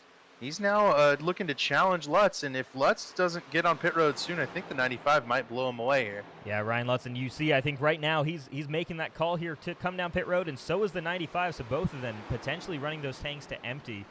Might have been the call as Jared Rexing also joins them. All of them closing up on Ryan Lutz, who might have been just maybe adding a little bit of fuel save there, or something went wrong there with the 36 to lose that time to the 95. But they're back on pit road, and right now that Matthew Weeks, I think, should take over the lead after these guys come off pit road. Currently, I think it's David Tooker who is leading the race. He has not pitted yet. That's sure a turnaround from Tooker's prior other races. He has really been one of the ones to run out of tires first, but has saved out and is now in the race lead here. And Tyler Fody into second. He pitted a few extra times there after getting involved in that incident. So Fody trying to stretch it and pick up a timely caution. Yep, Gerald Campbell may actually be the first driver off pit road, and he is, and he's got the freshest tires as he just made that move on Matthew Weeks. So Gerald Campbell, once David Tooker and Tyler Fody hit pit road, will be your new leader. And for Tooker and Fody, they should be on pit road relatively soon, looking at how long they've been out on those on that fuel run and those tires. Campbell will be lapping, I believe, David Tooker and Tyler Fody once they end up coming to pit. So, this caution, if the caution doesn't come out, it's just going to end up being really difficult for anybody to come back. Ryan Lutz, the first off pit road of the guys who just pitted now, and he has been able to open up a gap about 0.8 of a second between himself and Josh Adams and Jared Rexing. Yeah, Adams and Rexing looks like might have gotten stuck a little bit there behind Andrew Rucker in the 64 car. They get by now. Let's see what they can do. But also, I think on fresh tires, it's tough to contend with Ryan Lutz. What I want to see is this gap from Gerald Campbell back to Ryan Lutz is 11 seconds right now. It's 11 laps between Gerald Campbell and Ryan Lutz in terms of tires. Can Lutz make that all back, and how's that going to balance out? Could this be the call for Gerald Campbell to be moving to the front, and by the time they get to him, could that advantage be neutralized? The advantage won't be neutralized, but there's not a whole lot of race left, honestly. I think Ryan Lutz might have hurt himself by staying out so long. I don't think there was any reason to stay out once your window opened. I mean, you've got the race well in hand. You're the fastest car on the track. You'd be so far ahead of everybody else. Why not go ahead and force the hand of everyone behind you to keep up with you? But he stays out, and if he's not able to make up 11 seconds in 30 laps with 11 lap fresher tires than Campbell, that would certainly be a shocker for me. I wasn't expecting that.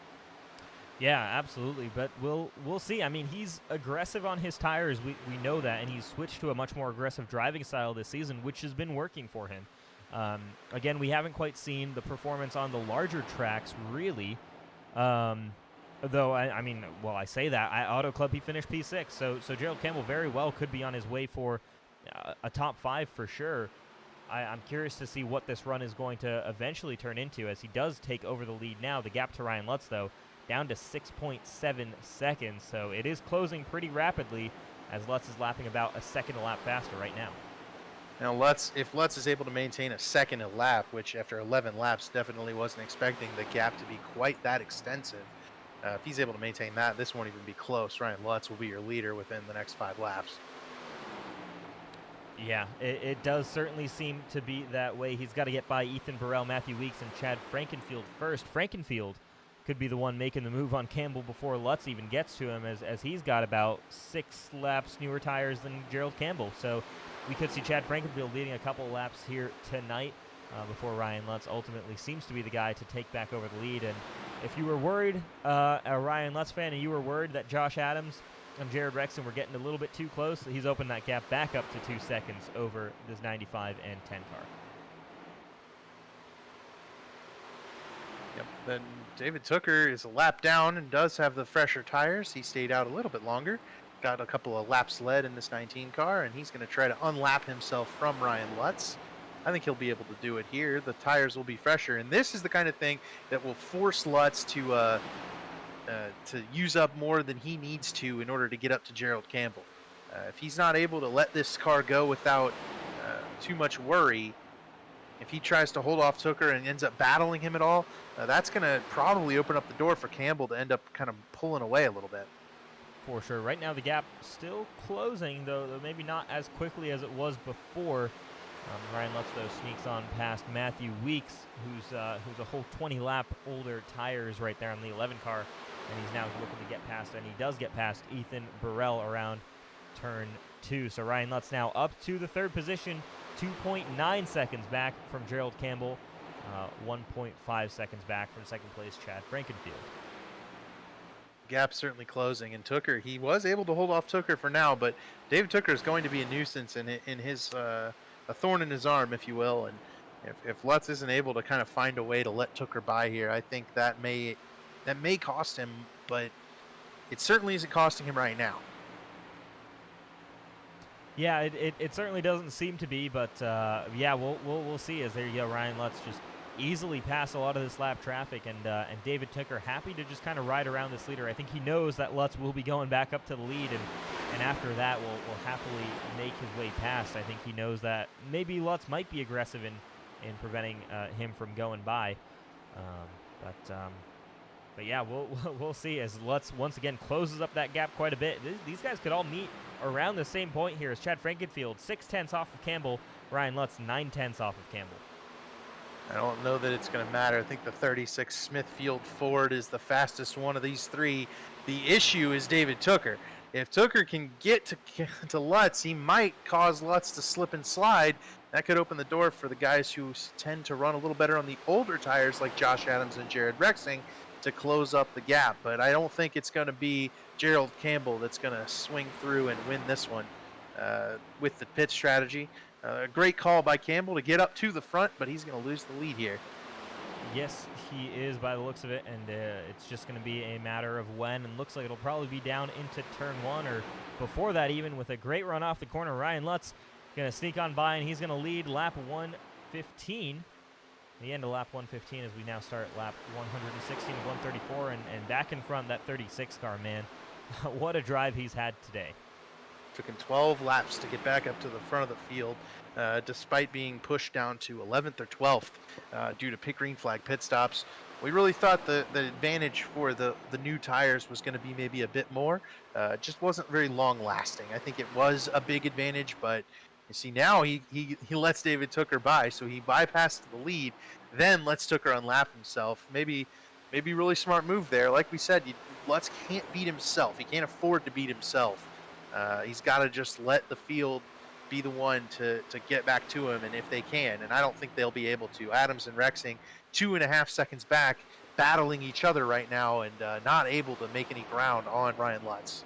Absolutely. The gap between Campbell and Frankenfield seems to have stagnated, though, so potentially for at least Gerald Campbell, this may not have been a race-winning move, but this could be a top 3 move once again, and again, just adding to the run he's had. Let's see what Chad Frankenfield can do. He is getting closer to the 31 car, but not quite at the pace you'd expect to be able to make a move. Yeah, Chad with a 9 or 10 lap or 6 lap fresher tires. It reminds me of the Tooker and Lutz situation there, where Tooker's tires were 5 laps newer than Lutz's, but Tooker was not able to make any moves on Lutz until Lutz let him by, knowing that he was kind of pressuring him there. And Campbell's definitely to be able to hold off Chad, but it's Adams and Rexing, I think, that are going to bypass these guys. Yeah, most likely, and they finally kind of sorted out amongst themselves right now as Adams does lead the 10 car of Jared Rexing. They should expect to stream on by both Chad Frankenfield and Jared Rexing. They've got the freshest tires on the track, except for, of course, Ryan Lutz up in front. Ooh, Kendall No player loose off of turn 4, saves it, keeps it off the wall for the most part there as these leaders go by, and he keeps it all right. Your 2020 B Daytona 500 winner. Both of them go by Chad Frankenfield. Rexing's going to try to take advantage of Adams going up to the top lane. Not able to do it, man. These guys have been locked nose to tail for a good chunk of the last run here, and the battle will be for second, as we've kind of mentioned before. They got up to Ryan Lutz. I just wonder if maybe they wasted that chance on pit road, getting off of pit road. They weren't able to stay with Lutz, and Rexing into the back of Adams. That's not going to work. Yeah, potentially maybe a little bit of a bump there from Rexing, but that gets the 95 car extremely loose there up on top, and he's going to lose the spot to Jared Rexing. Loses it to the lap car of Tyler Fody as well, who's on fairly fresh tires, I believe. Yep, the same age as David Tooker, so Tyler Fody as well, just trying to get by these guys. Josh Adams, that's not what he needed to see, as he's now got to deal with Chad Frankenfield again. Here goes Jared Rexing. So can Rexing chase down Ryan Lutz? He'll have to make up 2.5 seconds with equal tires to Ryan Lutz in 10 laps or so, 12 laps. So kind of think that won't happen for Jared Rexing, but a top 2 run would really be good for Rexing. He certainly felt like he had an opportunity to win last week, but Josh Robin did take the night race at Bristol.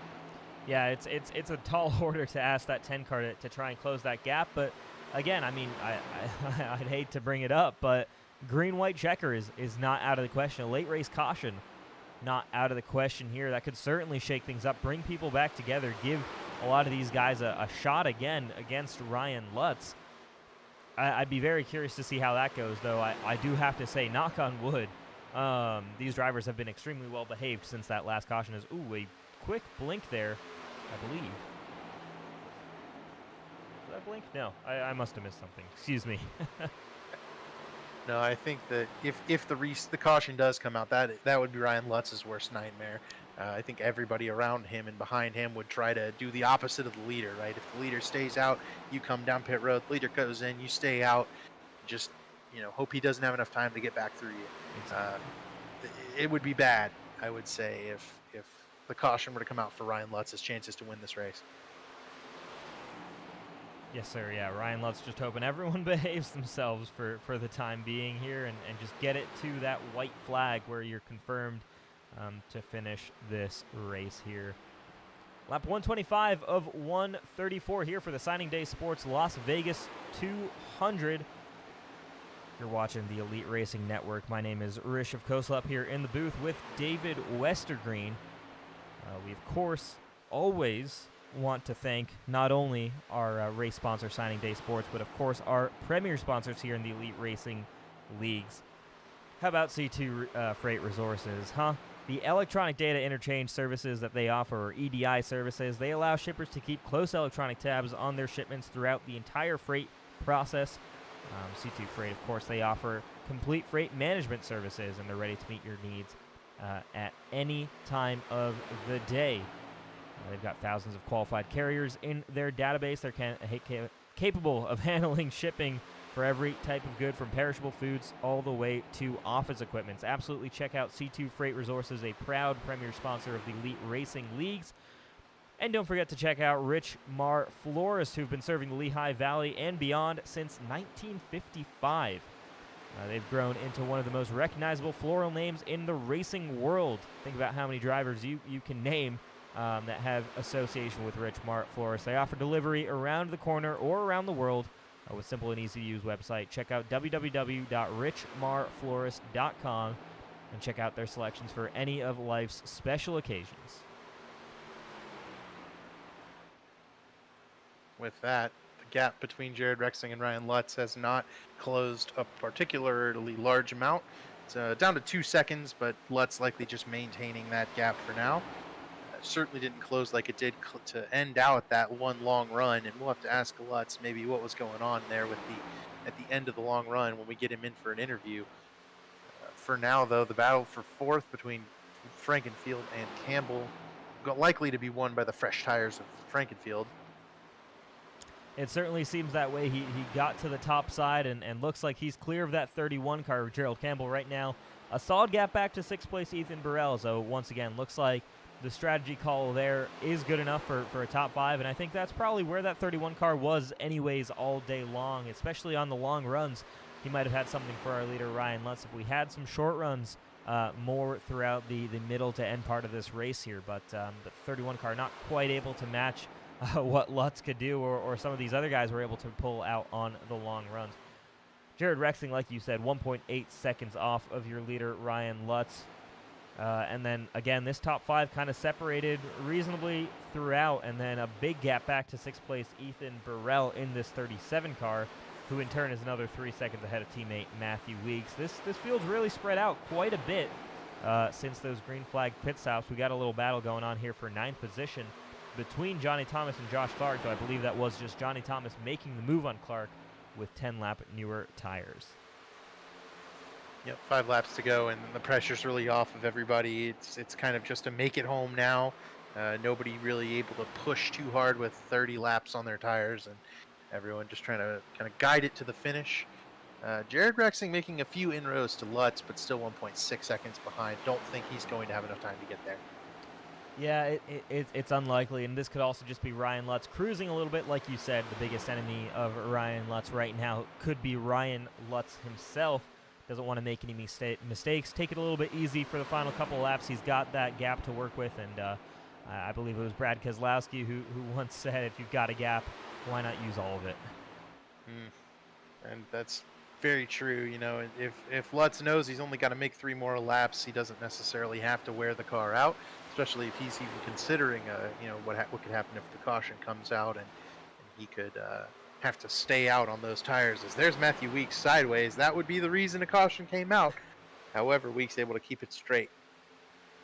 Yeah, Matthew Weeks going to lose that position to Chuck Sweeting as well as Johnny Thomas, and looks like also Joshua Clark. Weeks will probably come out here with a top 10 result still, so a relatively good points day for the 11 car, nice and consistent. Get those top 10 results in. I did want to just touch quickly on Colin Fern before we go back up to the front. He did make that aggressive strategy call, but of course had to make that extra pit stop because we didn't go back to green. He's back down in 24th, so it hasn't quite been the day there for the guy who's been running, I believe, 5th or 6th in the championship running this season. It's all this guy, though. Ryan Lutz has taken the white flag, and he's going to be setting sail. New sponsorship today from Eric Almirola and Smithfield Racing. He's going to be thrilled to put this thing in victory lane. Absolutely. I mean, what a drive by Ryan Lutz. Started in the 3rd position, but quickly took over that lead, and once he did, he never, ever looked back.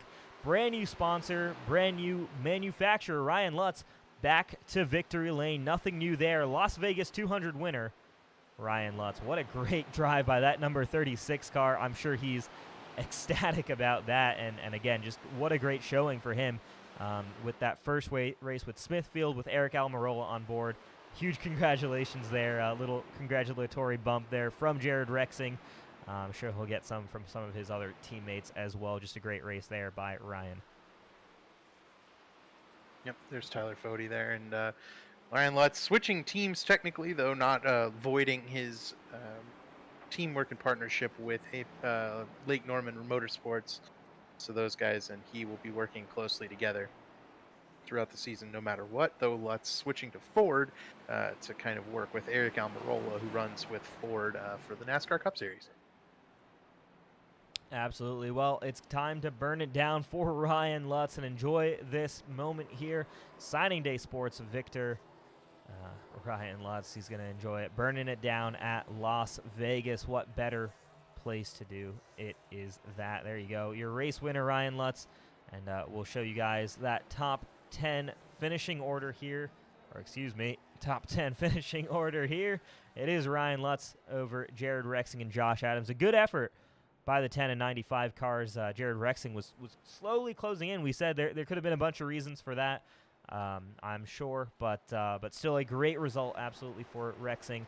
Great result for Adams. Chad Frankenfield brings it home in 4th position. Gerald Campbell grabs a top 5. Burrell, Sweeting, Thomas, Clark, and Matthew Weeks round out your top 10. That's a great comeback for Chuck Sweeting. He spun out early in the race, and another good comeback there in 12th. Hank Steinmiller was sped on pit road and was all the way in the back. Drove it all the way back up to 12th. And Dusty Dewar, fantastic run, 13th.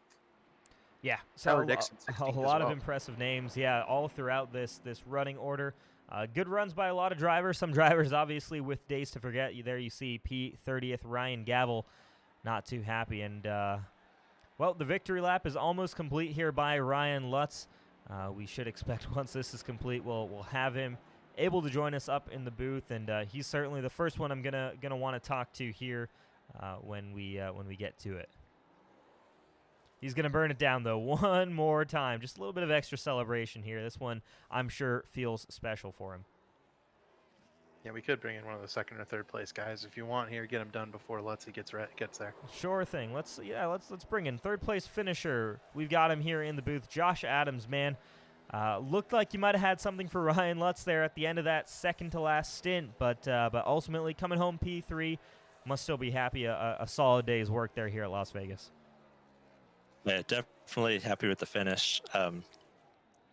We had something for him for after 55 laps. I don't know how he's able to take off running 110% and not fall off until the very end. Like, I had to save to get to where I was. And Josh, did you think if maybe you would have had a restart there or a caution had flown, you would have been able to pull something out of your hat to beat him there? Oh yeah, I think so. Like, if just a couple of laps, yeah. He's a lot better, like, on the takeoff. I try and sit back and save my stuff, and that's how I have to get to the end of the long run, but I don't think he does, so. Well, Josh, it's been a pretty solid season so far for you, well inside the points right now for the chase. We are kind of coming down to it. It doesn't really feel like it, but we've got, I believe, 5 races after this particular event here. Before we get to it, what are you thinking as we come into the next few weeks as it really starts hitting crunch time? Yeah, I think we just gotta, like you said, we're in a good spot, but just gotta keep stacking good finishes. Make sure we get there. Yeah, Josh, you got any shout outs for us here this evening? Oh yeah, my team, Ruthless. We're all thinking of Brandon Racing.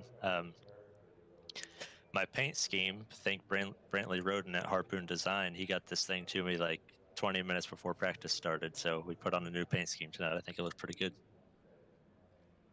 All right, man. Well, congratulations on the top 3 run there, and just a great season so far as well.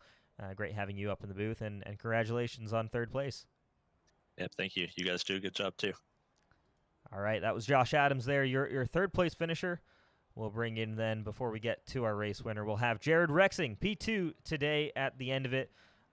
Did you have anything for Ryan Lutz there? It looked like you might have had a little bit in the at the end of that semifinal stint there, you and Josh Adams both, but it was tough. You had maybe something as well there if we had maybe, I'd say, 15 or 20 more laps in this race. Yeah, I was catching him pretty good there at the end. I knew the strategy going into that. I was going to have to pit the same lap he did, because anytime I short pit or try something different, it don't work out. So me, Adams, and Lutz all came in to pit the same lap and came out together, more or less, and Lutz just had that short run speed on us. Yeah, Jared, talk about the 2-tire call earlier in the race that kind of set you back. Did that kind of influence your thinking there as you kind of wound down the race, and so you didn't try any more 2-tire shenanigans there at the end? Yeah, I probably shouldn't have done that looking back at it now, but I thought it was early in the race, and I thought, if I'm going to try this and see if it works, I'll try it now. And it worked for a lap, and that was it. But yeah, if I would have took 4 and stayed in the top 5, I wouldn't have had to claw back through the field. Maybe I would have been closer. I don't know. But all in all, good race. Happy to be second. All right, man. Well, again, congratulations on the second place finish. Before we let you go, I want to give you a chance to make any shout outs. I'll just shout out to the team, and yeah, that's about it. No sponsors if there's anyone listening. I got a blank slate, and Nesquik's just on the car for fun. So, yep. Absolutely. This man needs a sponsor. So once again, anybody listening, reach out to Jared Rexing there, man. Congratulations on the P2. Another strong result here in the Elite Racing Leagues. Yep. Thanks, guys. All righty. Jared Rexing there, P2. A great run once again for the 10 car. But for the second time this season, we've got race winner Ryan Lutz here, and I've got to imagine, Lutz, that this one feels pretty special. Yeah, this is probably the biggest one for sure. Well, besides the 4 in a row, this was a statement race for sure. I think we got these mile and a half figured out, and we put a lot of homework in these things, man, and it's definitely paying off. Ryan, talk about that last really long run. Did you think maybe you were staying out too long as those guys were kind of bearing down on you? Yeah, I knew we were definitely free, and I couldn't run the bottom in 1 and 2 like those guys could. I just ran the first seam up there, and I was trying to wait for those guys to come to pit road and come the lap after, and we started getting really, really free, and it was not handling it. It was pretty bad, and they got to me, and I was like, screw it, I'm coming in, when they come in. And luckily, we didn't get on a pit road really good, but we got off pit road really good. We flew through traffic, and I don't think I lifted one time through those guys, and that's definitely what made a difference.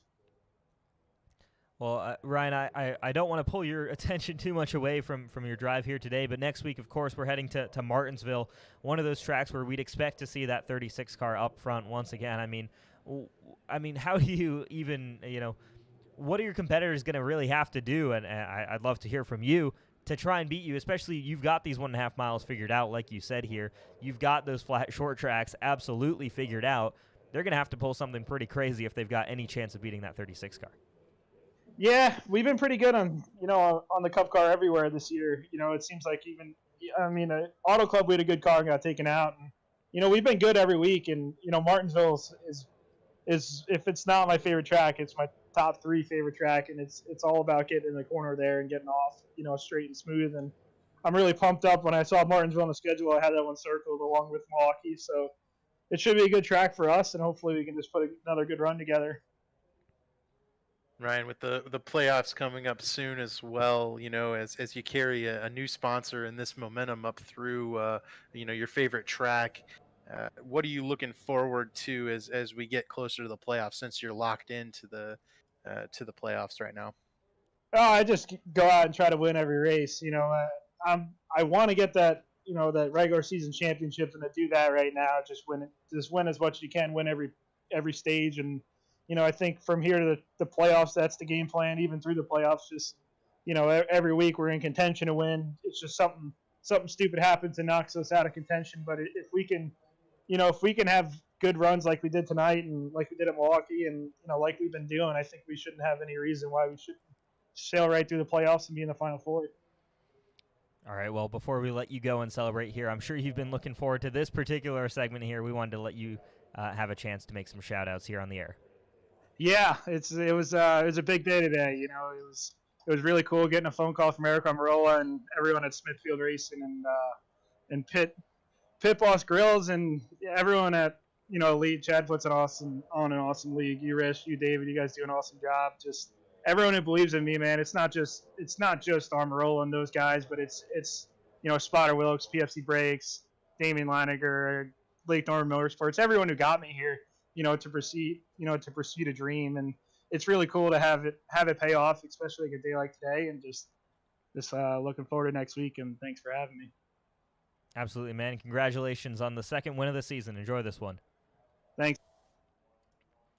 All right, that was race winner Ryan Lutz. Second time this season, first time or this season on a 1.5 mile racetrack, getting it done there, and again showing some good speed on these bigger racetracks here. That 36 car, any given weekend is a contender.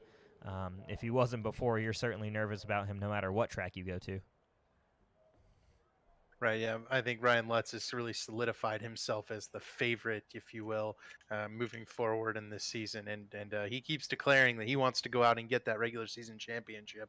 I think that's a easily attainable goal for him, and he's going to need to be really consistent. And, he needs to have a good run even when he doesn't have the dominant car like he had today. He's got to finish off those races and be consistent throughout, but I think he'll be able to do it. Absolutely, yeah.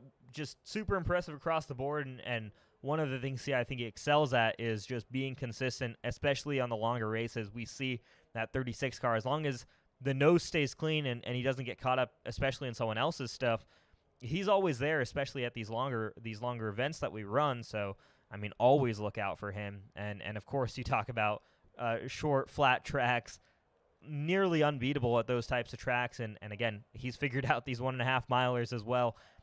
36 car can get it done anywhere. I did just realize, though, we have forgotten to name our K&P Graphics Paint of the Race. However, I feel like it would be a disservice not to give it to that Smithfield racing car. No, I think we got to. Yeah, go ahead and give them the trophy for the week. They earned everything today, so totally worth it. And there's a couple of other ones I might even think about, but in its first race with us, we'll happily give another shout out to Smithfield and Eric Almirola for hopping on board in the Elite Racing League. Absolutely. Always happy to bring more eyes to the Elite Racing League, to the Elite Racing Network. Always happy to bring more eyes to our drivers. They all certainly deserve it. And with that, we're going to finish up this broadcast here tonight. We do apologize earlier on for some of the stream issues. We're glad to be able to bring it all back to you. We want to thank you all so much for tuning in to the Signing Day Sports Las Vegas 200. Ryan Lutz, your winner there, grabbing his second win of the season. And with that, I've been Rishav Khosla, joined by David Westergreen in the booth. Thank you all so much once again for joining us, and we'll see you all next week at Martinsville.